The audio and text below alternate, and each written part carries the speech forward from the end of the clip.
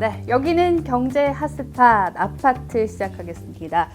자, 오늘 아파트 좀 새롭게 저희 배경도 깔아봤고 또 멋진 게스트와 함께 돌아왔습니다. 오늘 아파트에 방문해 주신 분 연세대학교 정경대학원 한문도 교수님입니다. 교수님 어서 오십시오. 네, 안녕하세요. 네, 반갑습니다.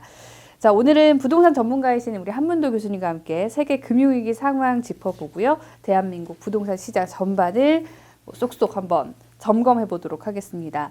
자, 1부 본격적으로 시작을 할 텐데 우선 최근 가장 뜨겁고 심각한 경제 이슈하면 미국 은행들의 연이은 파산 사태입니다. 미국 실리콘밸리 은행 파산을 시작으로 뉴욕 시그니처 은행 파산, 또 크레딧 스위스 인수 사태로 바다 건너까지 유럽 대형 은행들로까지 혼란이 번졌습니다. 자, 가장 큰 문제, 이런 대형 은행들의 파산 사태가 앞으로 더 일어날 가능성이 있다. 이런 우려가 아닐까 싶은데요. 이 부분을 좀 짚어볼 텐데 교수님, 이번 미국 은행들의 파산 사태가 일어나게 된 원인, 물론 뭐 복잡하겠지만요. 가장 주요한 원인이 있다. 몇 개만 짚어주신다면요. 어떤 것들이 있겠습니까? 일단 미국의 금리 인상이고요. 네. 금리 인상을 하면 아시겠지만 은행들의 그 어떤 수익 달성은 예대 마진이잖아요. 네. 그러니까 이제 물론 투자은행은 특별한 경우지만 대부분의 은행들이 예대 마진을 기본적으로 하기 때문에 예금으로 이제 3% 받고 이자를 뭐 다른 데 투자했을 때 4% 5% 주면 그 마진을 가지고 운용하는데 문제는 이제 대출이 발생해야 대출을 해줄 거 아니에요?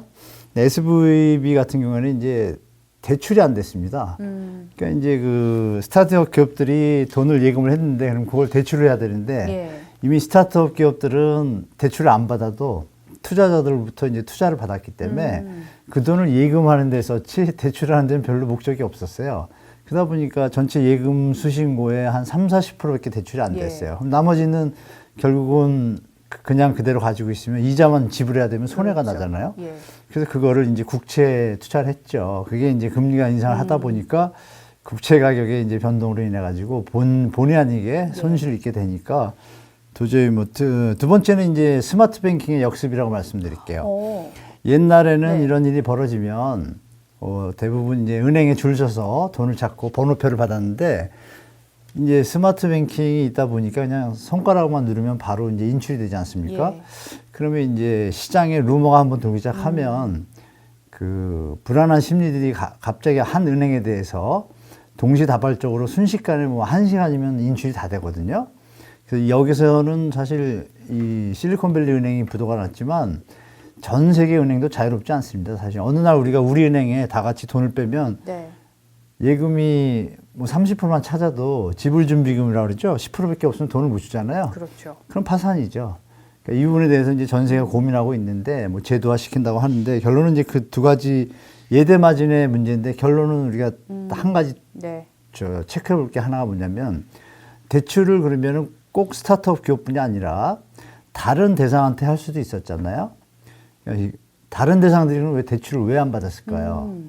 금리가 높으니까, 부담되니까. 예. 근데 중요한 것은 뭐냐면 금리가 부담이 되더라도 우리나라 대한민국의 옛날 80년대, 70년대 돌아보면 금리가 7%, 8%, 10%였어요. 그래도 대출 받았거든요. 왜냐하면 10% 대출을 받아도 20%의 수익을 낼 수 있는 사업투자처와 활동처가 있었어요. 근데 지금은 아시겠지만 제조업이 포화 상태고, 네. 그래서 이제 금융산업자본주의로 이제 넘어가고 있는데, 일명 뭐 가공자본이라고 그러죠. 노동을 통해서 발생한 자본이 아니라 인간의 어떤 파생상품이나 머리를 이용해서 하는 그 활동에서 나오는 자본이기 때문에 실물 자산하고 연계가 돼 있는데 실물 자산이 조금만 문제가 있으면 바로 균열이 생기거든요. 그러니까 그런 부분들이 총체적으로 있기 때문에 이 문제는 사실 자본주의의 어떤 문제점의 시스템의 하나라고 볼 수 있는데요.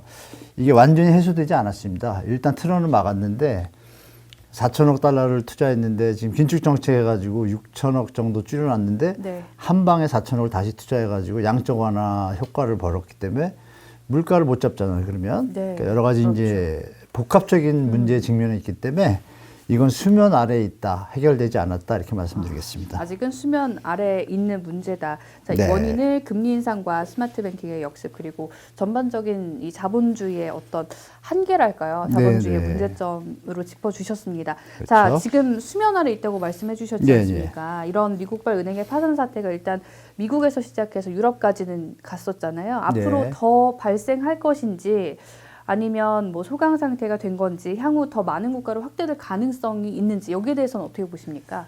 네, 수면 아래에 있는데요. 우리가 2008년 글로벌 금융위 때하고 뭐 믿거나 말거나 믿으셔도 되는 게 베어 스턴스가 먼저 파산했잖아요. 그때 파산한 달, 월, 날짜가 이번에 CVB하고 똑같습니다. CS하고. 그래서 예. 좀 섬찟한데요. 그리고서 이제 수면 아래 앉았다. 그때도 뭐 똑같이 네. 이렇게 급하게 불을 껐어요. 껐는데 결국은 이제 9월 달에 가서 리먼 브라더스가 터졌잖아요. 예. 이제 그 위기설이 나오고 있습니다, 사실. 그러니까 우리가 더더우면 우리 2008년 금융위기 때 우리 대한민국도 일단 미분양 매입 뭐 PF 막아주느라고 정부에서 지원을 했어요. MB 정부에서 지원을 했는데 이게 2009년도예요. 9년도인데 물론 리먼 브라더스가 터지고 나서죠. 근데 그 다음에 우리는 어떤 절차가 있었냐면 돈을 투입을 하고 미분양 PF를 도와줬는데 네. 일단 또 수면 아래로 가라앉죠. 앉았다가 기억하실 거예요. 2011년도에 부산은행 상호저축은행을 필두로 해서 11개 저축은행이 연쇄적으로 부도가 납니다. 그때 뭐 난리가 났었죠, 대한민국이. 그 2년이란 텀이 있잖아요. 그게 뭐냐면은 PF 대출에 대해서 대출한 금액을 못 갚으면 파산이 되니까 일단 정부에서 준 돈으로 차환 대출을 막았어요. 네. 막았는데 그러면 핵심이 뭐예요? 분양을 해가지고 현장이 마무리가 돼야 되는데 2년 동안 현장이 마무리가 안 되면 어떻게 되죠? 다시 원이 치죠. 이자만 더 늘어났겠죠? 그러니까 완전히 파산이죠. 이런 걸 더듬어 보면 제가 볼 때 아직 그 리스크들, 자그만 지뢰들이 곳곳에 널려 있다. 그리고 아시겠지만 IMF에서 지금 전 세계 96개국의 구제 금융을 벌써 지원하고 있습니다. 저는 여지껏 역사 중에 처음 있는 일이에요. 그러니까 전 세계에 지금 도처에 깔려 있고, 뭐 이머징 마켓 중에 하나가 좀 큰 일이 나거나 유럽 쪽이 이제 영국이 한번 들썩했잖아요. 네. 그 일이 마무리 겨우겨우 됐는데 그런 리스크들이 존재하고 있다라고 저는 보고 있고, 미국은 드디어 이제 상업용 부동산이 또 이제 다음 타자로 떠올랐거든요. 그것도 아마 올해 가기 전에 한번 뭐가 터질 것 같습니다. 제가 볼 때. 네. 그래서 올 한 해는 파도가 치는 한 해다. 변동성이 심하다. 좀 보수적으로 시장에 대처하시라고 말씀드릴게요. 네, 이제 올해 4월이니까 이제 봄 맞이하면서 막 시작이라고 볼 수 있는데 상황이 날씨와는 좀 다르게 그렇죠. 가고 있는 것 같습니다. 자, 지금 처음에 미국 금리 인상이 미국 은행 파산의 주요 원인 중 하나다라고 해주셨는데 네. 교수님이 요즘 출연을 많이 하시지 않습니까? 다른 영상을 네네. 보니까 네네. 미국이 네네. 실제로 네. 기준금리를 0.25% 인상하기 며칠 전에 이 베이비 스텝 취할 거다 이런 예측을 좀 하셨더라고요. 예, 예. 어떻게 그렇게 판단을 미리 하실 수 있었나요? 제가 부동산만 할 때는 잘 못했는데요. 조금 맞추는 게 좀 많아졌는데, 근데 여러분도 뭐 조금만 공부하시면 다 맞출 수 있습니다. 맞출 수 있는데, 그 중앙은행의 네. 그 목적은 그 물가 안정이 1번입니다. 한국은행도 한국은행법 1조 1항에 보면 한국은행의 설립의 목적은 물가 안정에 둔다 이렇게 돼 있습니다. 전 세계가 그 공통사항이에요. 네. 근데 이제 시대가 점점 글로벌 시대가 되고 그럼 다변화되고 이 시스템 자체가 체인화되다 보니까 금융 안정이 결국은 물가 안정에 도리어 역풍을 일으키는 경우가 있기 때문에 네. 금융 안정도 목적으로 두자라는 의견이 많습니다. 법에 박자라는 의견이. 그 최근에는 고용까지는 뭐 넣자고 그러는데 해외에서는 갑론을박이 있지만 현재는 하여간 물가 안정입니다. 예. 그러면 이제 물가 안정을 위해서는 금리를 0.5로 올렸어야 되는데 지금 말씀 올린 것처럼 이 은행 문제라는 이런 문제들이 이제 부실화가 노출되기 시작하니까 이 부분이 잘못 건드리면 도리어 물가 안정보다는 경제 위기가 오겠다는 판단이 섰기 때문에 정부의 어떤 중앙은행의 의지, 연준의 의지는 보여주고 물가는 잡되 금융 안정을 최대한 유지하기 위해서 0.25 선으로 이렇게 살짝 어떤 네. 투트랙을 가는 것 같습니다. 그래서 워딩이 이제 그런 게 나오죠. 물가 안정은 계속 간다. 그러나 우리가 뭐 경제 상황도 지켜보고 있다. 지표를 본다. 이런 뜻이 이제 두 개를 같이 보겠다는 뜻입니다. 그래서 점도표라고 있습니다. 점도표. 그 연준 위원들이 오셔가지고 중앙은행장들 12명하고 19명이 회의를 하는데 그분들의 점도표에도 이미 예측이 되어 있었어요. 그래서 그런 점도표도 같이 참조하시면 좀 도움이 많이 될 겁니다. 미국 경제 상황과 미국에서 나오는 금리 인상 이슈가 워낙 글로벌로 영향을 미치다 보니까 자, 그런 것도 좀 유심히 보시면 좋겠다라고 조언도 해주셨는데 사실 미국이 계속해서 금리를 인상하고 있지 않습니까? 네, 뭐 네. 하루 이틀 금리를 올린 건 아닌데 여기에 대해서 자 이 미국이 이러면 안 된다는 분들도 계시고 미국이 너무 자기의 위기를 전 세계로 확산하는 거 아니냐 이런 얘기도 있는데 이 미국의 금리 인상에 대해서 어떻게 보시는지요? 당연하다고 보시는지 아니면 좀 부정적으로 보시는지 궁금합니다. 저는 당연하다고 봅니다. 좀 늦었죠. 뭐 파월 장관 욕도 먹고 있는데 네. 예전에 인플레이션 좀 느낌이 있을 때 그때 들어왔으면 이런 일은 없었을 텐데 조금 차근차근히 네. 전 세계가 뭐 금융권이든 경제권이든 좀 차분하게 대처했을 텐데 급하게 올릴 수밖에 없는 이유는 물가 상승률이 너무 급하게 올랐기 때문에 그게 이제 한 번에 터지는 거죠. 1970년대 말 80년 초 그때 그 폴 보커 그 시대하고 똑같은 네. 거죠. 그래서 뭐 아시는 분은 아시겠지만 뭐 아서본즈라는 사람이 있어요. 그 사람이 물가가 좀 가라앉는 것 같으니까 금리를 낮췄다가 완전히 네. 박살이 났거든요. 물가가 폭등을 한 바람에. 그래서 경제가 많이 망가졌죠. 그리드로 나타난 사람이 폴 보커인데 네. 그분은 이제 뭐 아시는 분은 아시겠지만 총 들고 다녔잖아요. 금리를 강하게 올려야만 물가가 잡힌다고 네. 판단을 했고 경제학 이론에도 이미 되어 있고 그걸 유지하는데 이제 지금 말씀하신 것처럼 무리하다 금리를 올리는 것이 시장에서 얘기하시는 분들은 주로 누구냐? 일반 국민이 아니고요. 일반 국민보다는 처음에 이제 시장 참여자 중에 주식 시장이나 파생상품 쪽에 있는 사람들이 그 얘기를 합니다. 네. 그 얘기를 하다가 경제 침체 분위기로 오면 이제 국민들이 힘드니까 이제 일반 국민들까지 이제 그 얘기를 하게 되는 건데 지금 현재 미국은 그 상황은 아니거든요. 그러니까 제가 볼 때 이 기조는 유지될 것 같고 금리 인하에 대한 기대 피벗이라고 그러죠. 네.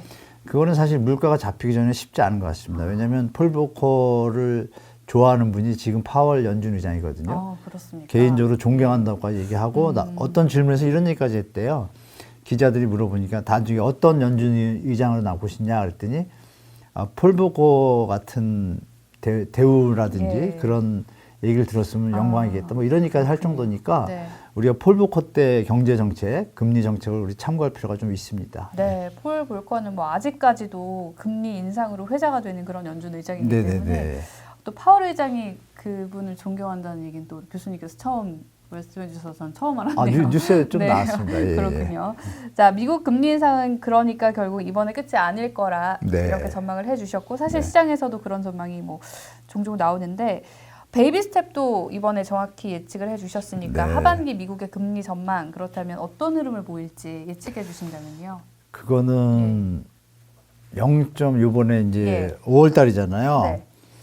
0.25를 올릴 가능성이 저는 한 60%. 그냥 동결할 가능성이 40%라고 봅니다. 동결할 가능성도 보시네요. 예. 지금 왜냐하면 4천억이 투입이 됐잖아요. 네. 그 돈이 풀린다는 얘기거든요. 그게 이제 결국 물가 상승을 초래할 수 있는 데다 추가적으로 기억하시겠지만 얼마 전에 오페크가 감산했잖아요. 네, 그럼 유가가 올라갈 거 아닙니까? 네. 그러니까 잠시 내려왔던 물가가 다시 올라갈 수도 있잖아요.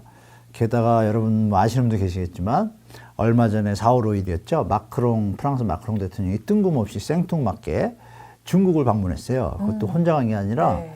EU 상임위원장이랑 같이 갔어요. 네. 둘이 왜 갔을까요? 그게 뭐냐면 에너지원이 지금 비싸지 않습니까? 비싼데 러시아 원유가 좀 싸요. 외국계 70달러면 러시아가 한 60이나 55달러밖에 안 하거든요. 그걸 사고 싶은데 그 러시아한테 이제 냉대를 받았잖아요. 푸틴한테 갔다가 이 큰 탁자에서 저 멀리 네. 떨어져가지고 기억나실 거예요. 그러다 보니까 이제 중국하고 러시아가 친하니까 네. 중국한테 좀 가서 알랑방구 뭐 이렇게 좀 부탁 뭐 이런 형태로 한 거라고 추측이 돼요. 네. 거기다 브릭스 나라들이 지금 위안화를 쓰기로 좀 얘기가 돼 있고 또 브라질하고 중국은 또 달러를 안 쓰기로 서로 그냥 자기들 돈으로 이런 일들을 볼 때 네. 제가 볼 때 미국이 달러 약세가 점점 심해지면 위험하지 않습니까? 그렇죠. 그러면 버틸려면 금리를 올려야 되는데 금융 상황이 만만치 않고 지금 뭐 진퇴양난이죠. 그러네요. 그래서 제가 볼 때 6대4 정도로 0.25 올리든지 동결하든지 네. 이번에 좀 어려운 국면인 것 같습니다. 네. 네, 지금 4천억이 풀린 데다가 유가는 또 감산 이슈가 있고 네. 또 마크롱이 중국에 가는 걸 보셨듯이 그렇죠. 국제 정세까지 맞습니다. 정치까지 지금 논리로 돌아가다 보니까 챙겨봐야 될 게 정말 많습니다. 그렇죠. 어느 것 하나 지금 말씀해주신 대로 뭐 마음 편안하게 볼 수 있는 게 없다 보니까 요즘 이 경제 기사도 많이 보시겠지만 유튜브들도 많이 보시는데 뭐 썸네일 같은 거 보면 뭐 역대급 경제 위기다, 진짜 금융 위기 이제 온다 이런 얘기들 많잖아요. 네네. 교수님께서도 혹시 지금을 역대급으로 보시는지 아니면 그건 조금 과장됐다라고 보시는지 궁금하고요. 또 아니면 더 최악의 상황이 올 수 있다 이렇게 좀 비관적으로 보실 수도 있을 것 같고 어떠십니까? 네, 저는 네. 후자에 좀 무게를 두고 있습니다. 예. 잘 넘길 수도 있겠지만 2008년 글로벌 네. 금융이 터지고 나서 구조조정을 전 세계가 한 것이 아니고 돈으로 풀어서 막았잖아요. 예. 그럼 당연히 물가는 오르게 되어 있는데 중국이라는 나라 덕분에 전 세계 공장이라고 하지 않습니까? 그 덕분에 이제 물가에서 자유로울 수 있었는데 중국이 이제 공급망이 깨지고 나니까 코로나 덕분에 네. 물건이 조금만 줄어도 그냥 전 세계가 물가가 서로 살려고 하니까 물건은 없고 뭐 이런 현상이 이제 공급망이 깨졌죠. 쉽게 말하면. 게다가 이제 러시아, 우크라이나까지 또 사고를 쳤잖아요. 네. 그러니까 이런 걸 봤을 때 제가 볼 때는 좀 문제가 점점점 안에서 골마가고 있다 네. 그럴까요? 그런 느낌이 들고 여러분이 아시겠지만 대한민국 역사 중에 이제 위기가 여러 번 있었잖아요. 오일 쇼크 때도 있었고 IMF 있었고 글로벌 금융이 있었는데 그때 공통점과 지금 완전히 다른 점이 나타나는 게 뭐냐면요. 경기 침체 분위기로 가는데 그전에는 경기 침체가 일어나면 물가가 안정됐어요. 네. 같이 이제 아웃되니까. 근데 지금은 여러분 아시지만 물가가 계속 오르고 있잖아요. 오르고 있는데 경제는 침체예요. 그러면 여러분이 들어보신 중에 뭐 인플레이션, 디플레이션이 아니라 여러분 뭐예요? 경제는 침체하고 돈은 안 늘었는데 물가는 오른 네. 뭐죠? 스태그플레이션이에요. 그렇죠. 그래서 제가 아시는 뭐 존경하는 한 경제학 박사님이 교수님이 저는 부동산에는 경험하지 못한 주택가의 하락이 온다고 얘기하는데 그분은 경험하지 못한 경제 침체 위기가 올 수도 있다라고 얘기를 해요. 그래서 예. 좀 마음의 준비를 하는 게 안 오면 더 좋고 해두고 자산 관리를 하는 게 더 현명한 지금 판단인 것 같아요. 제가 볼 때. 그래서 네. 현금 자산 늘리시고 네. 부채 줄이시고 올 한 해는 그랬으면 좋겠습니다. 네, 올 한해는 아무래도 좀 여러 상황이 좋지 않은 만큼 네. 보수적으로 자산 관리를 하는 게 맞습니다. 좋겠다 예. 이렇게 조언을 주셨습니다. 자, 교수님 그렇다면 이 네. 미국의 은행들의 연이은 파산 이슈가 한국 부동산 시장에는 어떤 영향을 미치고 있는지 좀 개략적으로 짚어주신다면요. 일단 심리가 이제 약화되지 예. 않습니까? 심리가 약화됐기 때문에 부동산 시장에서 이제 매수 심리를 좀 조화시키는 효과가 있겠죠. 네. 정부에서 뭐 1.3 대책하고 특례 보금자리론 투입해서 네. 약간 일시적 반등의 효과를 노리고 있는데 이 부분에 대해서 조금 악재라고 봐야겠죠. 제가 볼 예. 때 심리적으로 매수 심리. 그리고 이제 부동산 시장 참여자 중에 이제 시행이나 시공, 대출 기관의 어떤 입장에서는 네. 사실 그분들한테도 이건 악재입니다, 사실은. 그리고 이 미국 은행의 연이은 파산 뒤에 여러분이 아시겠지만 그 상업용 부동산이 자꾸 말이 나오잖아요. 예. 근데 상업용 부동산이 생각보다 좀 심각합니다. 우리가 주택은 MBS를 쓰는데 거기 이제 CMBS라고 해서 커머셜이죠. 커머셜이 앞에 붙는데 그럼 CMBS를 써야 이제 안정적인 그 수익과 임대 수익과 또 PF 대출한 금액에 대해서 이자 배당하든지 이런 형태를 취할 텐데 그 비율이 좀 적어요. 한 9%밖에 안 돼요. 대출 상업용에 한 것들에. 예. 미국의 중소은행들이 거의 뭐 40에서 50%, 많으면 60%가 대출을 해준 거예요. 특히 상업용의 PF 대출이 많아요. 그러면 그 얘기 뭐냐면 경제가 안 좋으면 짓지를 못하고 팔지 못하잖아요. 그럼 땅에 이제 땅값으로 대출을 밀어줬는데 예. 그러면 돈이 회수가 안 되니까 어떻게 하겠어요? 땅을 경매에 붙여야겠죠. 그러네요. 이런 일이 벌어지는데 한 예를 말씀드리면 쉽게 이해되실 거예요. 3년 전부터 물류창고가 히트를 쳤습니다. 대한민국에. 그래서 뭐 부동산 학회나 이런 네. 데서도조차 세미나 주제로 떠오를 정도로 물류창고가 핫했습니다. 그래서 황금알을 낳는 거위라고까지 하면서 그 예. 세미나도 열고 막 그랬어요. 3년 전이거든요. 그리고 2년 전, 4년 전, 5년 전부터 이미 잘 되고 있었고, 그리고 코로나가 이제 마무리되면 이제 사람들이 생각을 할 때 경제가 좋아지니까 창고가 더 필요하겠다 싶어가지고 네. 코로나 시기에 이제 어떤 일이 벌어지냐면 물류창고를 크게 짓는 거예요. 지려면 이제 땅을 사야 되잖아요. 그렇죠. 그 땅을 이제 투자자들이 한 뭐 20명 모여서 펀드나 뭐 이렇게 SPC 회사를 세워가지고 계약을 해요. 그러면 한 1,000억짜리 땅을 갖다가 100억을 모아서 계약을 하고 그럼 900억을 대출 받아야지 땅값이 되잖아요. 그렇죠. 그게 이제 브릿지론이라고 그래요. 900억을 대출 받았어요. 네. 받았는데 그때만 해도 금리가 좀 낮았죠. 3, 4년 전만 해도 받았는데 갑자기 경제가 분위기가 미국이 금리를 올리면서 이상하게 되니까 네. 경제 주체들이 창고를 쓰려고 했던 생산 공장 업체들도 팔리던 것도 안 팔리니까 창고가 필요 없는 상황이 되니까 그러네요. 공사를 가야 되는데 임차 계약을 하기로 했던 뭐 회사들이나 이런 데서 연결이 안 되니까 어떻게 공사가 못 들어가잖아요. 본 PF가 안 되기 시작하게 되니까 이 현장들이 이제 잠시 잠정 스탑이 된 거예요. 그래서 지금 전국의 큰 단지들이 한 50몇 개, 60개가 있는데 네. 그 중에 11개만 지금 겨우겨우 공사를 하고 있고 나머지 지금 쉽게 말하면 뻗어 있어요. 개점 위협 상태군요. 거의. 개점도 못한 거죠? 개점도 못한 상태로 네, 네, 그냥 네. 있는 거예요. 그러니까 그 생각보다 상태가 조금 문제가 이어지면 어떻게 될까요? 이거 참 후폭풍이 와요. 네, 이게 이제 상업용 부동산의 네. 하나잖아요. 한국도 그래서 쇼핑몰이라든지 예. 지식산업센터 많이 들어보셨죠? 네. 이런 물류창고 이런 데들이 오피스텔도 마찬가지고요. 음. 지금 안 좋은 상태들이 좀 많이 있습니다. 그래서 미국 상업용 부동산 때문에 한국 상업용 부동산 리테일 시장에 대한 리스크들이 지금 기사화되거나 노출되기 직전이에요. 그래서 이런 것들이 노출되기 네. 시작하면 그러니까 미국 부동산 어떤 시장의 이런 영향, 또 파산 금리 인상 이런 것들이 결국은 미국 사업용 부동산, 한국 사업용 부동산, 추가적으로 이제 주거용 부동산까지 전반적으로 조금 하방 압력 요인으로 작용할 것 같아요. 제가 볼 때. 네. 네. 자, 지금 뭐 미국발 부동산 이슈가 뭐 남일이 아니라 한국 부동산 시장에까지 영향을 미치고 있는 것 같은데요. 네. 자, 한국도 중앙은행이 있습니다. 바로 한국은행이죠. 네. 지난 11일 한국은행이 기준금리를 동결을 했습니다. 연 3.5%로 유지를 했는데, 자, 이 소식에 뭐 사실 저는 조금 다행이다 했거든요. 아, 다행이네. 왜냐하면 저는 당장 금리가 계속 오르는 거를 네. 이 주담대로 체감을 하고 있어서 이 한국은행의 이번 그러시구나. 결정에 대해서 교수님의 의견이 궁금합니다. 중앙은행의 네. 수장으로서 예. 현재로서는 제일 합리적인 선택이다. 네. 그리고 워딩에서 제일 좋은 말이 나왔는데요. 네. 금리 인상을 멈춘 건 아니다라고 키워드를 줬고 예.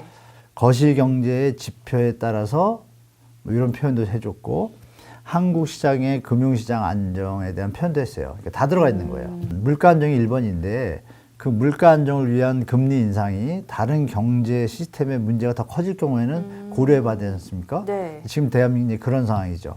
가계부채나 갑자기 주택가격이 너무 올랐잖아요. 예, 예를 들면 이거죠. 맞습니다. 1억짜리에 대한 5%는 부담이 안 되지만 주택가격이 4억으로 올라가지고 3억을 대출받았을 때 금리 인상은 3배의 무게로 다가오잖아요. 예. 지금 대한민국이 이제 그런 상황이라고 봐요. 그래서 주택가격이 워낙 높기 때문에 가계부채 0.5%, 0.25 이렇게 올라가도 실질 금리는 0.5에서 1% 올라가잖아요.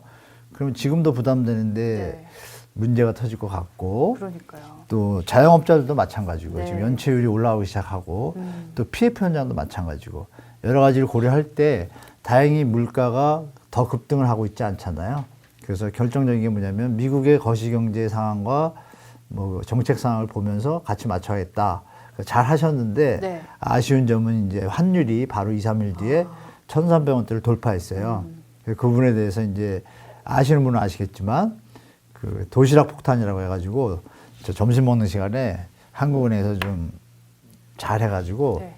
그 환율 조정을 잘했어요. 그래서 무사히 넘어갔는데 추이를 좀 봐야 될 것 같아요. 그래서 옛날에는 환율이 우리가 이렇게 금리를 낮을 경우에도 한미 금리가 역전이 됐을 때도 외화 유출이 거의 없었어요. 그 얘기를 지금도 하는도 하거든요. 네. 근데 그 당시는 여러분 더듬으면 우리 경제가 좋을 때입니다. 막 수출 성장률이 뭐 6, 7, 8%고 예. 그리고 뭐 반도체가 막 또 자동차가 막 전 세계를 누빌 때예요. 예. 그러니까 주식하는 입장이나 외국 투자자 입장에서 한국은 발전 가능성이 높잖아요. 금리가 낮은 게 문제가 아닌 거예요. 금리보다 벌 게 더 많으니까 네. 유출할 필요가 없죠. 두면 주식이 오를 것 같으니까. 네. 근데 지금은 조금 다르죠. 그래서 그 부분도 아마 하는 총재가 고민을 많이 하실 거고 경제 전문가들도 그 부분에 대해서 다 지금 뭐 초미의 관심사로 보고 있는데 하여간 대한민국 민족이 뭐 대단한 민족이니까 IMF도 뭐 넘긴 그러니까요. 민족이잖아요. 네. 그러니까 뭐 슬그럽게 잘 넘길 거라고 보고 있습니다. 네. 자, 일단 이번 기준금리 동결 합리적 선택이었다라고 네, 네. 해주셨고, 다만 이제 그 금리 인상을 계속 멈춘 건 아니고 거시경제 상황을 보면서 판단을 하겠다는 여지는 네. 좀 둔 것 같은데, 이번에는 동결이 됐지만 그러니까 결국 또 올라갈 수도 있다는 이야기잖아요. 그러면 어떻게 전망을 좀 해볼 수 네, 있을까요? 그거는 한국은행은? 미국 따라가는 네. 거예요. 아, 미국이요? 그러니까 미국이 5월 2일, 3일 날 1박 네. 2일 회의하고 발표하잖아요. 예. 그때 0.25 오르면 우리도 아마 0.25는 올릴 거예요. 부득이하게. 네. 근데 미국이 동결해 주는 게 저는 제일 좋은 시나리오라고 보거든요. 개인적으로. 예. 근데 여러분이 아시겠지만 믿거나 말거나 이 정치인들과 이 헤지펀드들하고 유착돼 있잖아요. 예. 한 나라가 망하면 먹을 게 많잖아요. 대한민국 IMF 때 박살 날 때 네. 우리나라 막 10억짜리를 1억에 뺏어간 XX 나라가 있잖아요.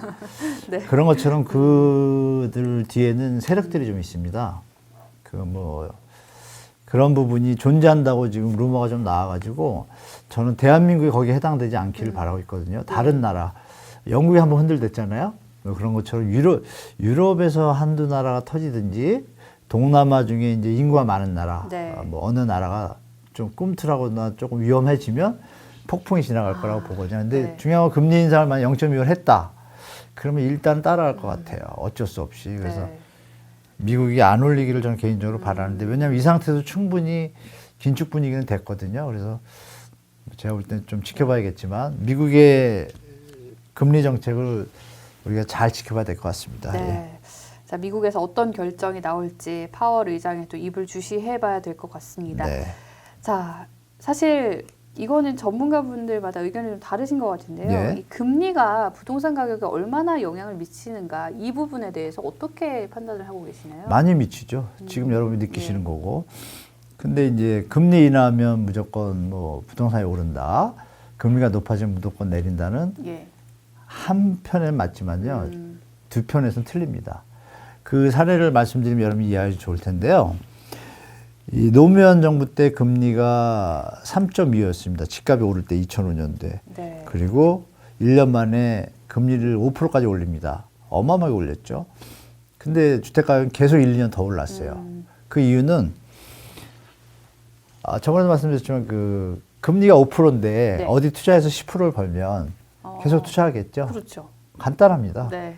그러니까 금리보다 버는 투자 수익이나 미래 수익에 대한 어떤 투자처가 있을 경우에는 계속 오르게 돼 있어요. 네. 집이면 집, 뭐 원자재면 원자재.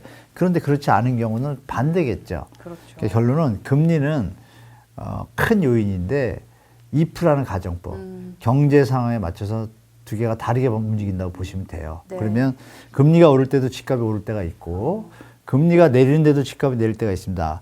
글로벌 금융위 때 그랬어요. 그래서 미국이 글로벌 터지니까 금리를 0.5, 1%대로 내리니까 우리나라도 2% 내렸거든요. 내렸음에도 우리나라 6년 동안 집값이 하락을 했어요. 왜? 경제 침체 위기 때문에. 예.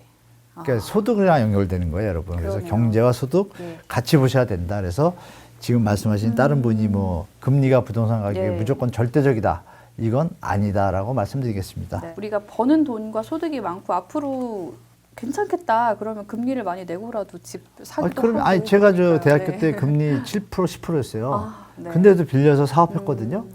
왜냐면 치킨집 하면은 네. 30%, 40%막 버니까. 맞습니다. 그때는 치킨집이 네. 대박 났어요. 제가 아는 분이 네. 치킨집을 하는데 저녁마다 그때 네. 카드도 많이 없었잖아요. 어. 저녁마다 이 주머니가 처음에 하나 갖고 시작했다가 네. 집에 갈 때 막 3개씩 배낭으로 바뀌고 막 이랬어요. 돈을 다 먹어. 진짜 네. 싫어요. 이제 댁에 가실 때 네. 이 치킨집 하시는 더 벌 수 분들이 있으니까. 네. 외제차 타고 가시고 간단하죠. 네네. 네. 그랬던 시절이라면 뭐 네. 금리가 올라도 괜찮겠지만 지금은 그러죠. 여러 상황이 안 좋기 때문에 맞습니다. 좀 종합적으로 봐야 된다라고 조언을 해주셨습니다. 네. 자, 이쯤에서 교수님께서 보시기에 한국 부동산 시장을 그렇다면 가장 좌우하는 요소는 무엇인가? 그리고 한국 부동산 시장을 가장 위험에 빠뜨리는 요인은 무엇인가? 이걸 좀 짚어주신다면요. 한국 부동산을 가장 위험에 빠뜨린 건 정부의 정책. 아, 정부의 정책이요. 여야 할 것 없습니다. 예. 이거. 정치하는 사람들이 네. 국민을 생각한 장기적 주택 정책이 아니고 항상 표를 의식한 정치적인 시나리오로 접근하니까 국민들이 힘든 겁니다. 정책적으로 해도 경제 위기에 따라서 우리가 힘든 경우가 많은데 정치인들이 자꾸 표밭 다지기 이런 식으로 접근을 하니까 그 피해와 손실은 고스란히 국민들한테 오고 물론 그 속에서 정보가 빠른 뭐 기득권과 유착된 세력들은 정보를 빨리 취득해가지고 물론 걸려가지고 깜빵 가는 사람도 있지만 안 걸린 사람들은 또 이익을 취하죠. 그러니까 이런 게 양극화를 불러일으키고 국가 경제에 도움이 안 되는 건 누구나 알고 있고 그 정치적인 요인이 이제 첫 번째라고 보고요. 두 번째는 이제 젊은이들의 일자리가 없어지면서 그 투자처에 대한 월급 생활로만 주택가격이 워낙 비싸다 보니까 월급 생활 샐러리맨만 해가지고는 집을 살 수 없다라는 그런 어떤 패러다임이 형성된 것 같아요. 잘못된 패러다임인데 그 얘기 뭐냐면 그 생각을 하기 전에 집값이 너무 높으니 젊은이들이 뭉쳐서 집값을 낮춰야 된다라고 소리를 내야 되는데 워낙 시스템이 고착화되다 보니까 젊은이들이 우리나라 젊은이들이 착하잖아요. 능력도 많은데 그러다 보니까 기득권한테 제가 볼 때는 보이지 않게 천일의 칠면조가 된 거예요. 전세 대출 해주면 전세 대출 잘 하다가 집값이 더 오르면 또 돈을 뺏기는 형태가 자꾸 되는 거죠. 그래서 그런 부분의 문제. 그러니까 기득권 시스템에서 주택 정책을 대변혁을 할 때가 된 것 같아요. 그 부분이 제일 먼저고, 그 다음에 이제 아시는 바와 같이 건설사와 정부 정책과의 어떤 유착관계, 이 부분도 상당히 심각합니다. 그래서 그 부분이 고쳐진다라면, 뭐 제가 볼 땐 새로운 대한민국의 부동, 그러니까 돈을 벌어서요. 돈을 벌면 사람이 의식이 해결하다면 집을 사잖아요. 근데 처음에 돈이 5천만 원밖에 없으니까 5천만 원 집을 샀다고 가정할게요. 그럼 돈을 또 벌면 서울하고 벌면 집을 고치거나 더 좋게 하든지 아니면 누가 잘 지어놓은 집을 살 거 아니에요. 그래서 아시겠지만 싱가포르는 공공주택이 90%에도 불구하고 민간주택 시장이 각광을 받아요. 그러니까 인간은 안정적으로 소득이 충분히 부담할 수 있는 선에서 주택가격이 오르는 건 따라갈 수가 있잖아요. 이게 안정적인 건전한 투자하고 부동산 시장의 방식인데 대한민국은 이제 잘못된 정책 아시겠지만 뭐 갭 투자 그리고 전세 레버리지를 활용한 정부가 전세 대출 정책을 한다는 게 제일 잘못됐습니다. 그거는 그 파생 상품의 효과를 보이기 때문에 주택 가격 왜곡 현상이 좀 심각해지고 있어요. 그래서 다 같이 월세를 바뀌면 어떻게 될까요? 지금 역전세난처럼 돈 못 돌려줄 주인이 많거든요. 그럼 그만큼 집값이 내려오겠죠. 그래서 전세 대출 개혁이 좀 필요하다. 좀 이렇게 말씀드릴게요. 네. 정권을 타지 않는 일관된 정책, 정말 국민을 위한 정책, 이런 정책이 나온다면 한국 부동산 시장이 조금 더 나아지리라 생각은 드는데 참 이게 갈 길이 멀어 보입니다. 한국 부동산 시장을 보면서 가장 많이 회자되는 나라가 일본입니다. 일본을 따라간다 이런 말도 있고요. 일본 부동산 시장을 그래서 한번 짚어보면 좋을 것 같은데 교수님께서 일본 부동산 시장을 좀 짚어주시면 어떻게 짚어주실 수 있을까요? 일본 주택 시장과 뭐 부동산 시장과 같이 가냐 이런 질문들이 많잖아요. 많은데 같이 갑니다. 가는데 속도나 어떤 모양이 좀 틀립니다. 그건 어떻게 제가 이렇게 요약됐냐면 일단 일본은 닌자식 대출이라 그래가지고요. 소득을 넘어서는 대출 많이 했습니다. 그래서 오버슈팅이죠. 주식으로 말하면. 그리고 기업들이 이제 부동산 투자를 많이 했어요. 거기다 나중에 이제 개인들이 주택을 따라가서 간 건데 기업들이 버블이 더 심했기 때문에 충격이 컸었고요. 단위가 크니까. 대한민국은 이제 가계가 좀 이제 공격적으로 가잖아요. 아시겠지만 10년 전부터 한 5년 전까지 대기업들이 그 부동산을 많이 팔았습니다. 이미 이제 전략실이 있어가지고 시장에 대해서 아는 거죠. 그럼에도 불구하고 일반 시장의 주택 수요자들은 그걸 잘 몰랐기 때문에 무리하게 영끌이라는 사태까지 벌어진 거잖아요. 일본은 이제 그 기업 부채가 130% 넘었을 때, 그 가계 부채는 100% 안 됐었어요. 그때 이제 터졌거든요. 근데 이제 대한민국의 현재 상태가요, 가계 부채도 100% 넘었고, GDP 대비요. 그 기업 부채도 113%입니다. 그리고 IMF 때 우리나라 그 기업 부채 비율이 114% 됐어요. IMF 수준으로 기업 부채가 많아요. 둘 다 안 좋습니다. 안 좋기 때문에 그 형태는 따라갈 수밖에 없는 것 같아요. 인구 구조도 너무 똑같고 재작년이죠. 재작년 5월 달에 그 작년이네요. 영국 이코노미스트하고 IMF에서 3월 달에는 IMF 둘 다 경고를 냈죠. 한국에다 부동산 시장이 위험하다고. 그 내용이 일본과 너무 똑같다. 일이 벌어지겠다. 대한민국 정부는 그거에 맞서지 말고 그 터질 걸 대비해서 대처하라고 다 경고를 해줬는데 지금 정부는 약간 좀 다른 방향으로 가고 있죠. 그래서 좀 아슬아슬한데 결론은 뭐냐면 역사는 되풀이된다고 하는데 지금 형태를 보면 인구 구조도 너무 똑같고요. 결정적으로 출산율 저하가 우리나라가 일본보다 더 심해요. 심하다 보니까 제가 볼 땐 그 현상은 이어질 텐데 차이점. 우리는 IMF를 극복한 민족이잖아요. 그 일본 애들은 그걸 극복을 못했잖아요. 네. 아직도 찌그러져 있죠. 그럼 우리 뭔가 좀 다른 민족이잖아요. 네, 쉽게 그렇죠. 말하면 그 일본과는 위기가 왔을 DNA 때 거죠. 우리는 감내할 수 있다고 봐요. 저는. 그래서 오는데 속도, 예를 들면 차가 가는데 같이 부산에 그 해운대 네. 바다를 보러 가는데 한 차는 100km로 가고 있고 한 차는 15km로 가요. 그럼 100km는 가다가 사고 날 가능성이 많잖아요. 15km는 사고 날 가능성은 어쨌든 좀 느리게 가겠죠. 네. 그러니까 저는 이제 일본이 그렇게 가다 팍 박살이 났는데 우리는 막 70으로 가다가 조금 돌아보니까 좀 60으로 가도 되겠는 거예요. 그래가지고 노무현 정부 때도 그렇고 박근혜 때도 그렇고 문재인 정부 때도 그렇고 역대 정부가 LTV 부동산 대출을 네. 시장주의자들이 막 해주라고 얘기를 해도 어. 아주 꾸준히 지켰어요. 그때는 욕을 먹더라도. 그게 이제 지금 우리 가격제를 그나마 좀 버티게 해주는 건데 그런 걸 볼 때 다르잖아요. 벌써 일본이랑. 그래서 제가 볼 때는 방향성을 갖고 네. 어떤 흐름은 비슷하게 나타나는데 아바타는 아바타인데 조금 우리는 좀 좋은 아바타다. 네. 그래서 극복도 쉽게 할 거라고 저는 예측하고 있습니다. 네, 예. 일본 부동산 시장의 흐름을 따라갈 가능성이 높지만 그래도 DNA가 다른 만큼 한국은 네, 조금 네. 더 천천히 가면서 아, 그런 이것도 점도 있습니다. 보이는 게 있잖아요. 또. 네. 걔들은 막 좋을 때 네. 이런 표현이 적절한지 모르겠는데 방송에서 꼰대기지? 그러니까 잘 나갔잖아요. 막 네. 소니고 뭐 다 잘 나갈 때 거기서 더 발전시키를 못하고 자기들이 1위인 줄 알고 거기서 멈췄어요. 근데 대한민국은 아시겠지만 반도체, 자동차 네. 쫙 조선 오다가 2차 전지 바이오 또 업그레이드 하잖아요. 그러니까요. 그런 데서 벌써 또 민족성이 네. 틀리잖아요. 그래서 우리는 같은 방향으로 가더라도 일본 같은 꼴은 안 당한다. 네. 절대 이렇게 말씀드릴게요. 네, 일본보다는 조금 더 헐 천천히 낫다. 가면서 조금 더 임기응변이랄까요, 뭐 위기에 대응하는 능력도 아이, 탁월하고, 그럼요, 네, 그런 한민족의 이 얘기 저력을, 드릴까요? 전 세계에서요. 네, 전 세계에서 축구, 야구, 배구, 농구 있잖아요. 올림픽에서 네. 4강을 든 나라가 전 세계 우리나라밖에 없습니다. 그렇습니까? 대단한 민족입니다, 또 여러분. 그걸 화이팅! 생각 못했네요. 네, 화이팅 하시길 바랍니다. 아마 이 방송 보시는 우리 시청자 및 청취자 여러분께서 또 우리 힘을 좀 많이 얻으실 것 네, 같은데요. 지금까지 한국 부동산 시장에 대한 전반적인 예측과 분석 그리고 용기까지 좀 주셨습니다. 많은 분들께서 가장 기다리셨을 내용이죠. 한국 부동산 시장의 현재 상황 좀 짚어보고요. 과연 어떻게 투자하면 좋을지 우리 교수님께 조언을 많이 들어보도록 하겠습니다. 서민들이 가장 고민하고 있는 거, 부동산 네. 시장이 다시 반등을 하고 있다. 좀 괜찮은데? 라고 생각을 했다가 또 이거는 그냥 가짜 반등이야. 이런 식으로 의견을 굉장히 많이 나누고 계세요.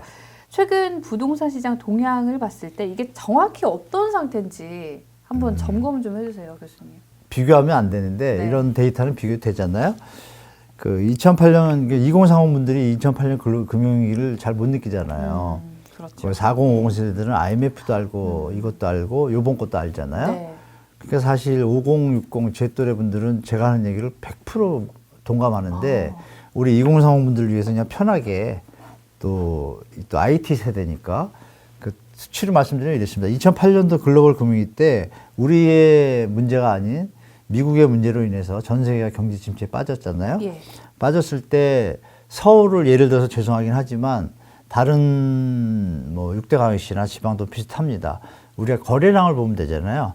거래량이 많이 늘면은 일정 물량이 있을 때 살려는 사람이 많다는 얘기니까 값이 오르겠죠. 네.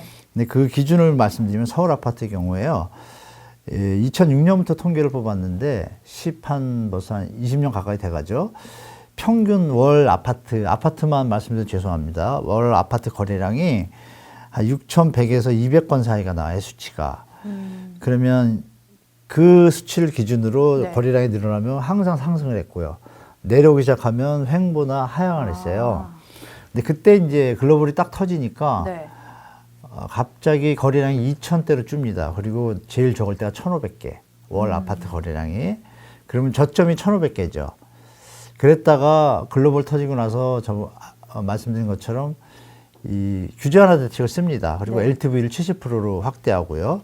그때는 DSR이 없으니까 LTV를 풀면 대출 확대 효과가 있었죠. 그걸 하고 나니까 거래량이 7,000에서 8,000대로 바로 튑니다. 3, 4배. 그리고서 그게 6개월을 가면서 음마 아파트라든지 강남의 무슨 반포의 무슨 아파트들이 음마 아파트를 가격으로 말씀드리면 그 5억 조금 안 돼 14억 한 8천 9천까지 갔다가 호가는 15억 갔던 값이 2007년도 꼭지인데요.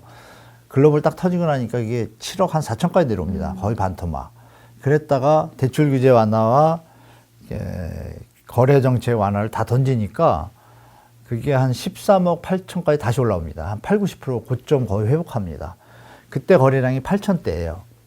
그러니까 2천에서 8천대 4배가 뛰었죠. 거래량이. 그리고 가격도 상승을 하고 완전히 상승 반전했죠. 네. 그리고서 한 1년 정도 뒤부터 이제 전 세계가 경제 침체가 되니까 이제 연착륙 형태로 이제 계속 한 6, 7년 간 거거든요.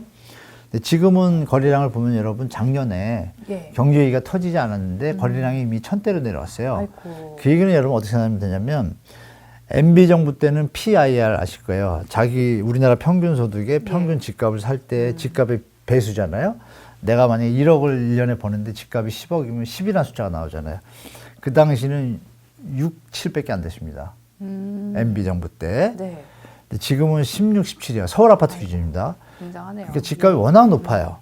워낙 높으니까 그게 어떻게 나타나느냐. 이렇게 폭탄 정책을 썼는데 정책 활성화 정책, 정상화 정책이지만 사실은 투기에 가까운 정책을 썼음에도 불구하고 거래량이 지금 1월 달은 1,450개, 2월 달은 2,400개, 3월 달도 지금 3,000을 향해서 겨우겨우 올라가고 있어요. 그러면 예전에 비해서 너무 힘이 약하잖아요. 그러네요. 일단. 수치로 보니까. 그리고 이제 뭐 상승이냐 반전이냐 얘기를 하시는데 여전히 지표를 보면 하락폭을 축소를 한 거지 상승이 아닙니다. 근데 이제 기사를 보시면 이런 게 나오죠. 뭐 신고가 어디 몇 억 올라. 이건 어떤 개념이냐면 10억이던 아파트가 5억, 뭐 6억으로 내려왔어요. 내려왔는데 얘가 5천이나 1억이 올랐어요. 그러면 10%, 20% 올랐잖아요. 요것만 기사 쓴 거예요. 여전히 우리가 고점 대비 지금 30%, 40%, 20%다 하락한 상태로 거래가 되고 있다. 그래서 착시적 기사가 많아요. 그래서 네. 이거 좀 조심하시고 제가 볼 때는 지금 추세의 힘이 펀더멘탈이 약하다는 얘기 뭐예요? 특례보금자리로는 또 한시적이잖아요. 네. 40조 다 쓰면 끝이에요. 끝나고 나면 어떻게 되죠? 매수 세력의 유효 수요가 네. 다시 줄잖아요. 그럼 시장에는 또 하방 요인이 될 거고 네. 그리고 결정적으로 서울 같은 경우에는 전국으로 이렇게 해당되는 지역들이 있는데요. 입주 물량이 많아지기 시작했어요. 강남은 한 6월, 7월부터 예. 또 물량들이 나와요. 입주 물량이. 그럼 또 어떻게 될까요?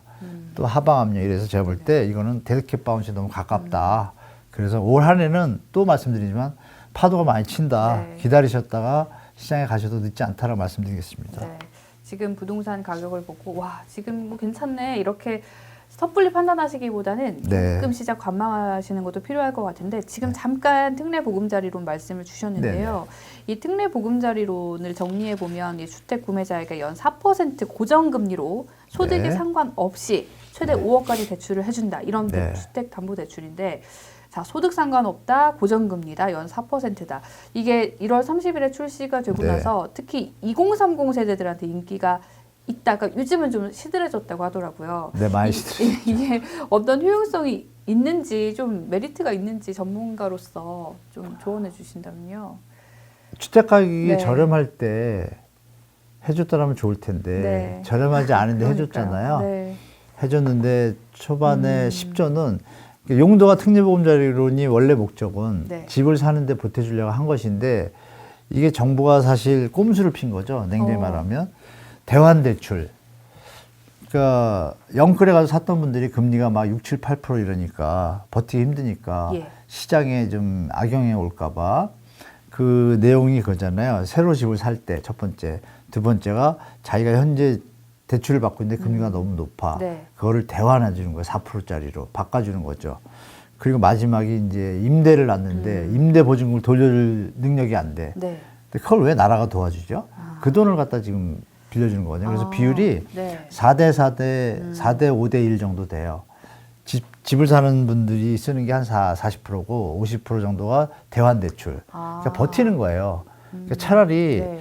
양면성이 있죠. 버텨서 집값이 계속 나중에 안정돼서 올라가면 참 좋아요. 근데 만약에 3년 동안 이어진다고 가정을 할게요.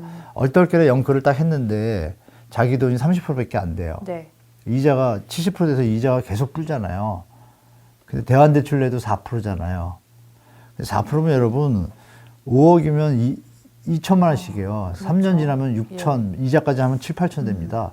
근데 집값이 거기서 1억이 내려봐요. 네. 이자 7, 8천 낸 데다가 1억까지 더 내린 거예요. 집값이. 더 힘들죠. 그러니까 이거는 사실 빠른 대책이었죠. 제가 볼 때. 왜냐하면 파월 아저씨가 얘기했잖아요. 네. 그러니까 친아버지는 가족을 안 돌보고 제가 볼 때 저기 멀리 있는 외삼촌이 네. 가족 돌보는 형태가 된 거예요. 젊은이들이요. 네. 물가가 안정되고 금리가 인하될 때까지 집을 사지 마라 당분간 하고 얘기를 해줬잖아요. 힌트를. 그래서 미국은 말 다 따라가지고 젊은이들이 안 샀어요. 근데 우리는 좀 잘못된 정책이에요. 이게 뭐냐면 그 기득권을 위한 정책이 된 거죠. 명분을 코스프레 해가지고 집값을 떠받치는 효과가 있지 않습니까? 근데 그게 과연 영끌한 분들한테 좋냐 이거죠. 큰 흐름을 봤을 때 주택가격이 너무 높으면 조정이 되게 돼 있잖아요.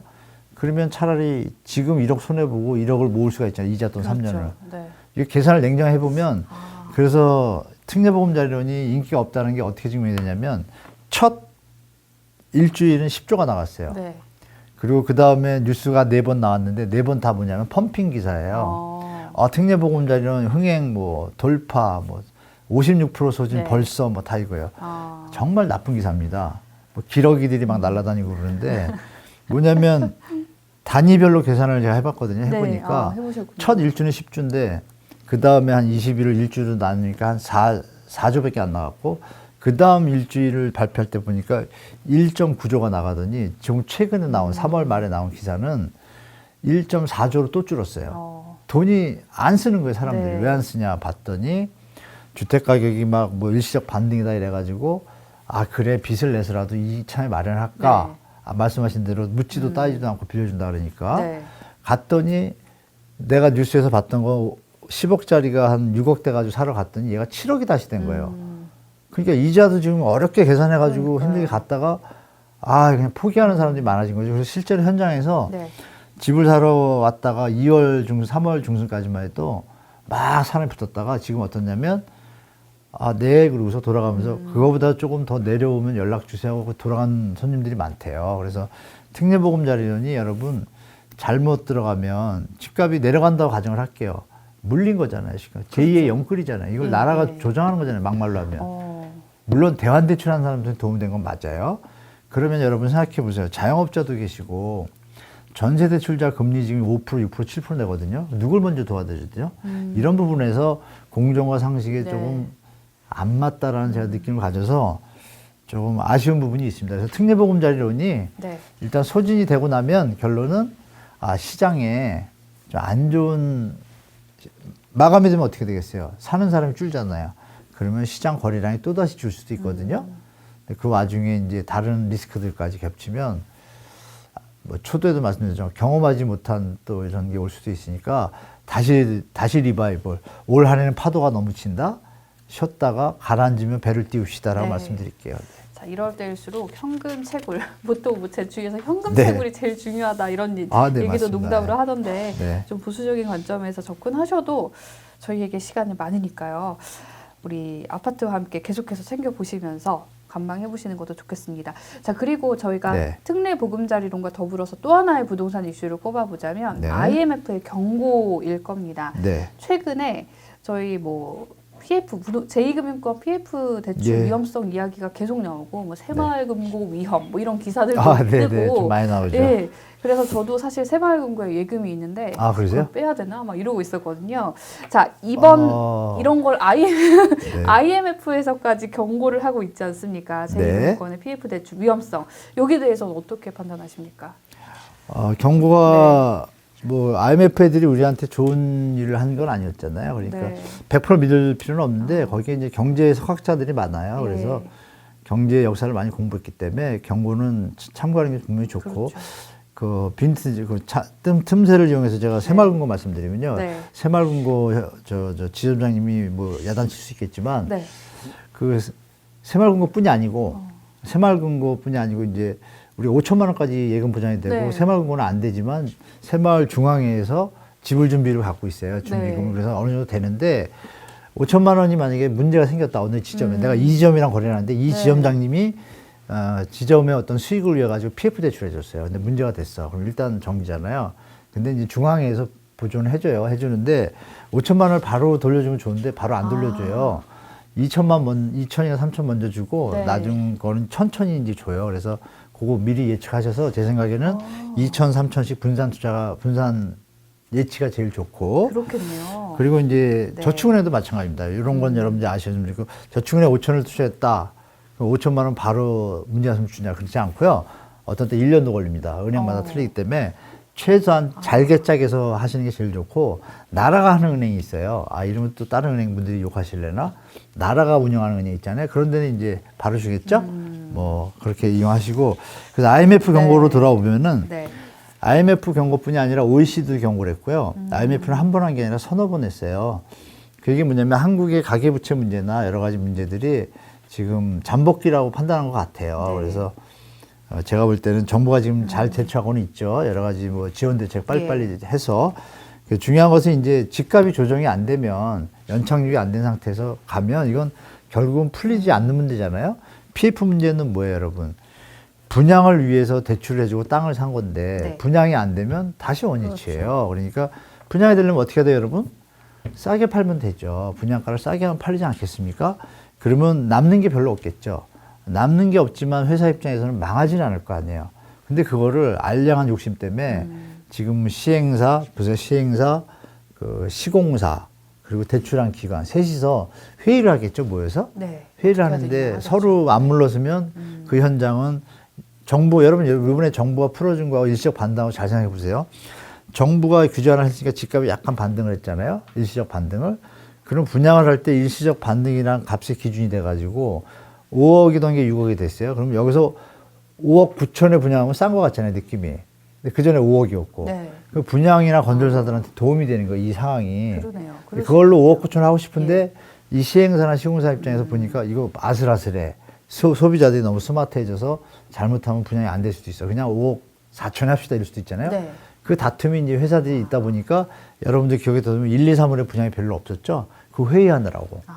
4월에 분양이 많아진 거고 5월 이제 나올 거예요. 안 할 수는 없잖아요. 그러니까요. 이자가 자꾸 뿌니까. 네. 근데 그 결과가 나올 텐데 그래서 그 IMF 경고가 하반기 전에 제가 볼 때는 이제 부실 현장, 우리 추경호 장관께서 했던 워딩을 잘 생각해 보세요.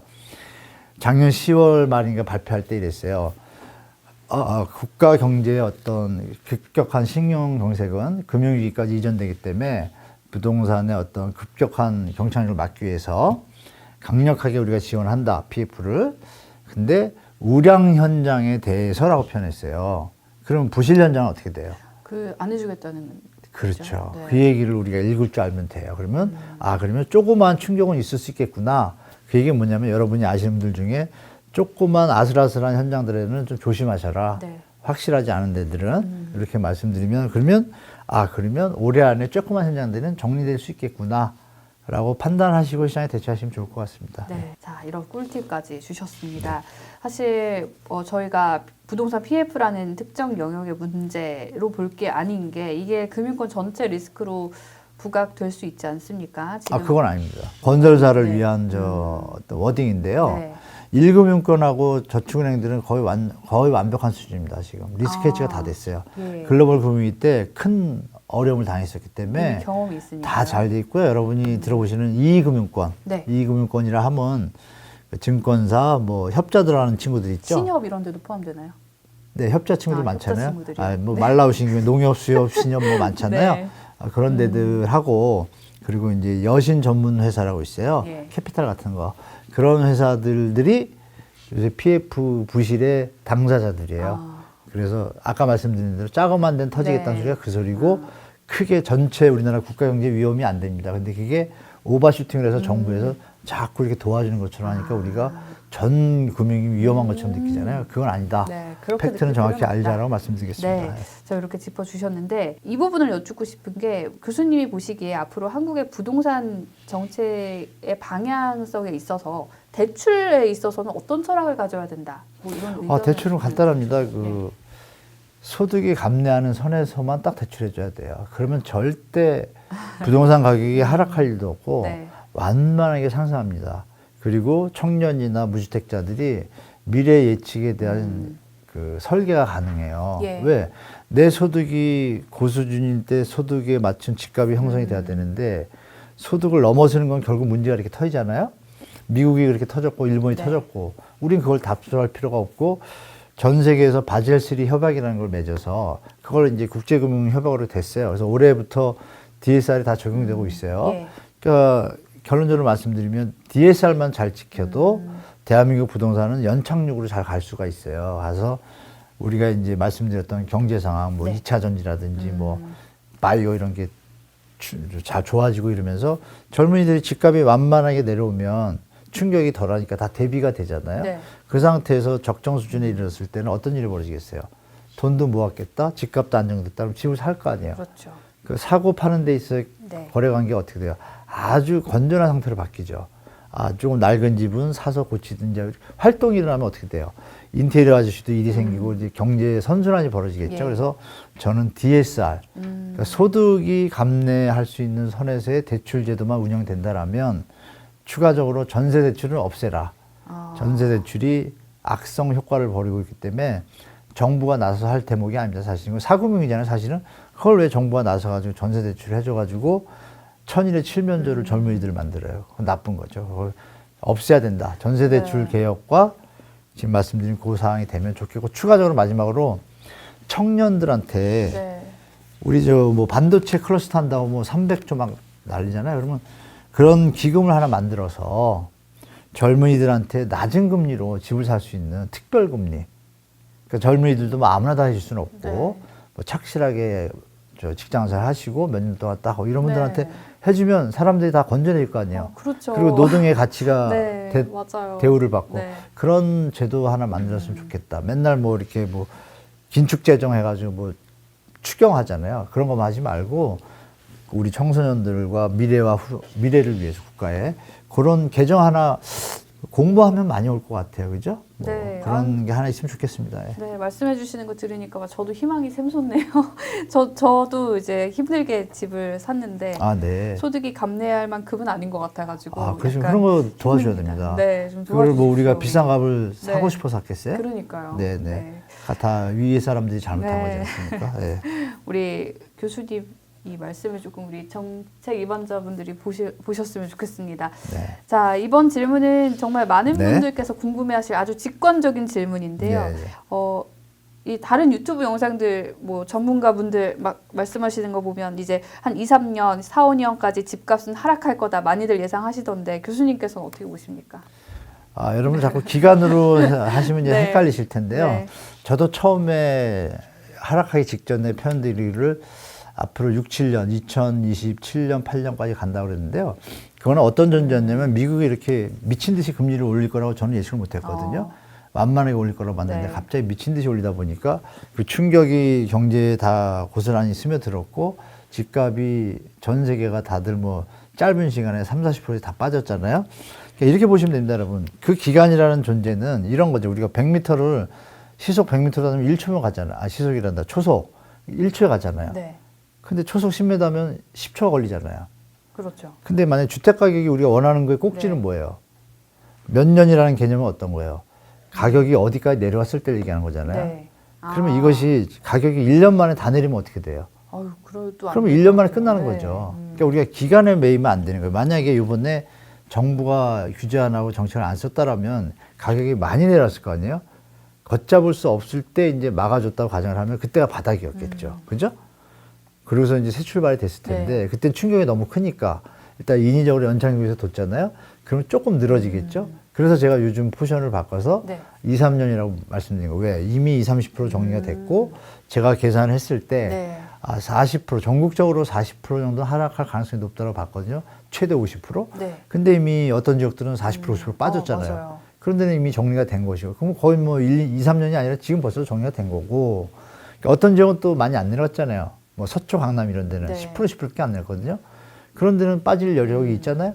그러니까 그런 개념에서 보면 지역별로 다 틀리다. 기간이. 결론은 얼마만큼 빠지는 그 기준이 어떤 기간의 네. 기준점이 돼야지 이게 정확한 판단이지 그렇겠네요. 막연하게 예. 7년, 8년 이거는 말이 안 된다고 봐요. 지금 봐서는. 네. 뭐 그렇게 어떤 투자 지역도 좀 봐야겠고 네. 조금 이렇게 큰 범위에서 그냥 오른다 3년 후에 그러면 오른다 안 이렇게 되죠. 보기에는 네, 그러면 조금 안 너무 되죠. 무리가 네. 있으니까 결국에는 공부를 많이 하셔야 될 것 같아요. 우리 시청자분들도 이거 보시고 한번 추세 등등을 좀 잘 스스로 공부해 보시는 것도 필요할 것 네, 같습니다. 맞아요. 자, 이제 마지막 질문 벌써 드릴 차례입니다. 네. 지금 전체적으로 뭐 상황이 좋지가 않다는 거, 그래서 우리 교수님 방송 보시면서 아마 대충 힌트는 얻으셨을 것 같은데 네. 이런 부동산 하락기에 대응하는 자세, 올바른 투자 방법 여기에 대해서 솔직하게 조언 좀 부탁드릴게요. 또 파도 얘기가 또 나오는데요. 예. 그리고 파도가 치고 나면 이제 반등할 때가 언제 올 거 아니에요? 그러면 이제 달리는 말에 타라라는 말을 쓰겠습니다. 근데 여러분 세 가지는 알아두시면 좋겠어요. 뭐 일반 시청자분들 입장에서 네. 좀 메모가 가능하면 여기 이제 띄워주시겠죠. 뭐 네. 거래량, 미분양, 전세가 세 개를 딱 놓고 그 세 포인트가 안 좋은 쪽으로 가면 무조건 하락이 계속되는 겁니다. 네. 근데 그 세 포인트가 좋은 쪽으로 가면 예를 들면 미분양이 감소하고 전세가가 올라가고 거래량이 늘고 이게 동시에 벌어지면 터닝 포인트 변곡점이에요. 상향으로 가는 거예요. 근데 그 와중에 추가적인 지표는 매물 현황. 매물이 근데 늘어나거나 입주 물량이 늘어나면 다른 변수잖아요. 그건 이제 체크 챙기셔야 되고 대처하는 방법은 간단합니다. 여러분 소득의 30% 이상이 투입이 되는 부동산 투자나 이런 것들은 위험한 시기입니다. 앞으로 5년 동안은. 앞으로 5년 동안은 어떤 일이 벌어질지 모릅니다. 여러분들이 모르시는 NPL이라는 상품이 있어요. Non-performing loan인데 부실채권이에요. 대출 이자를 못 갚아서 나오는 물건들이 이제 부동산에 나옵니다. 그게 이제 주거시장에서는 주거용 경매로 나오는 거고요. 또 기관들이 이제 공매로 나오고 이래요. 이런 시장이 펼쳐질 수도 있기 때문에 여전히 좀 보수적으로 판단하셔야 되고 분양이나 청약 부분에 있어서는 지금 주택가격이 좀 내려왔잖아요. 네. 내려왔으면은 여러분들이 아시는 공공택지 분양은 사전 청약은 주변 시세 60에서 80%라고 법에 돼 있어요. 그래서 네. 더 내려갈 거 아니에요. 그러면 그거 좀 해볼만 하죠. 그래서 네. 신규 청약 공공택지 분양은 좀 신경 써서 진입하시고 기존 주택의 도심지 청약은 현재 내가 살고 있는 지역 원하는 지역에 주택 가격이 많이 빠졌어요. 빠진 것보다 5%가 비싸거나 5%가 싸거나 똑같다. 이건 들어가셔도 돼요. 많이 빠졌다는 얘기는 30, 40% 네. 빠진 거잖아요. 그러면 이게 새 집이잖아요. 네. 이건 기존 주택이고. 그럼 새 집의 특수성 당연히 좀 더 비싸잖아요. 신상이. 그런 개념을 하면 만약에 올라가도 5% 10% 내려가도 5% 10%잖아요. 네. 그런 충분히 빠진 것은 그냥 들어가시고 충분히 안 빠졌다. 한 20% 15% 이렇게 안 빠졌어요. 근데 분양가가 거기서 왔다 갔대. 그럼 이게 더 빠질 수도 있잖아요. 그럼 대출 액수가 늘면 부담도 느니까 그런 건 기다렸다 들어가셔라. 그래서 현장별로 지역별로 지금 말씀드린 기존 주택 시세가 충분히 빠졌나. 3배 올랐는데 반토막이 났어야 되는데 안 났다. 그러면 조금 체크해 보시고 예. 충분히 났다 그러면 공격적으로 들어가셔도 된다 이렇게 말씀드리겠습니다. 단 전제 조건 소득의 30%, 35%를 넘어서면 절대 안 된다. 그 얘기 드리겠습니다. 대출 이자 부담에. 네. 그건 절대 철칙입니다, 여러분. 이렇게 수치로 아까 수치로 말씀해 주시니까 네. 저희 같은 청년들이 아마 딱 계산하기 쉬울 것 같아요. 네, 저도 네. 지금 계산하고 있었는데 다행히 소득의 30% 미만으로 들어가 있어서 다행이라고 생각이 되고요. 그러세요? 네. 최고십니다. 네. 네. 우리 시청하신 분들도 많은 도움을 좀 네. 받으실 것 같습니다. 자, 오늘 한문도 교수님과 함께 이렇게 뭐 글로벌 상황부터 한국 부동산 시장까지 전반적인 경제 흐름, 여러 가지 문제 상황을 짚어봤는데요. 오늘 우리 아파트와 함께 하신 소감 한 말씀 부탁드립니다. 네. 귀한 자리에 초대해서 감사드리고요. 제가 뭐 열심히 했는데 뭐 부족하더라도 좀 양해해 주시고 우리 아파트 구독자 여러분들 항상 건강하시고 행복하시길 기원드리겠습니다. 네, 이렇게 마지막으로 훌륭한 덕담까지 해주셨습니다. 자, 오늘 나와주신 한문도 교수님께 다시 한번 감사의 인사를 드리면서 경제와 스팟 여기서 마치도록 하겠습니다. 저는 경제 크리에이터 신지은이었습니다. 고맙습니다.